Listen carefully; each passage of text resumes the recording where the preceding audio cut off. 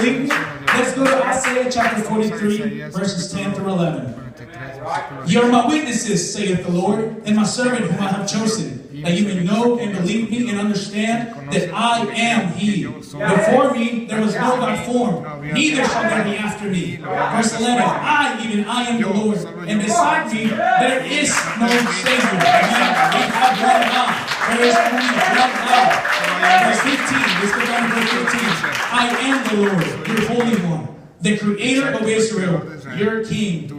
If we go to the same book, Isaiah chapter 44, verse number 6, I am the first and I am the last.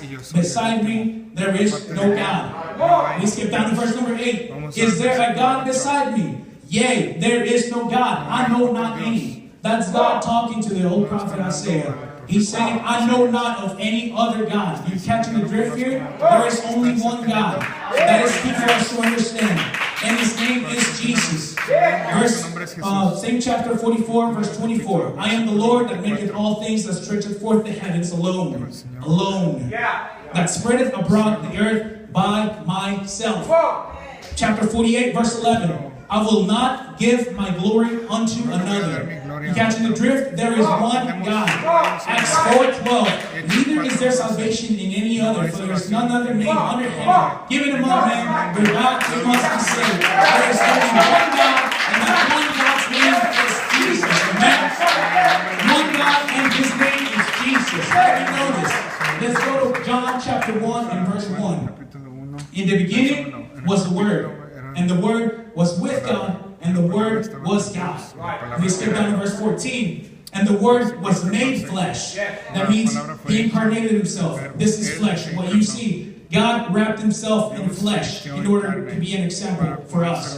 Because even though as much as we try to understand God and His ways, spiritually we cannot see God. God had to put Himself in our terms so that we can relate to Him.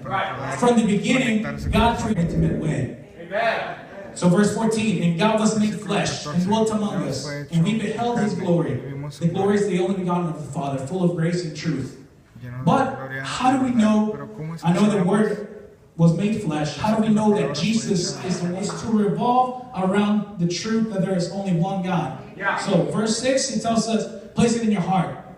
Verse 7, teach it to your children throughout the day. Verse 8, bound it on your hand and forehead. As you do things, as you're looking forward in the day, you have to remember there is one God. Our foundation of our belief is placed on that. There is only one God, and His name is Jesus. Amen? I know it's a little simple, but we can still hear it every day. Amen?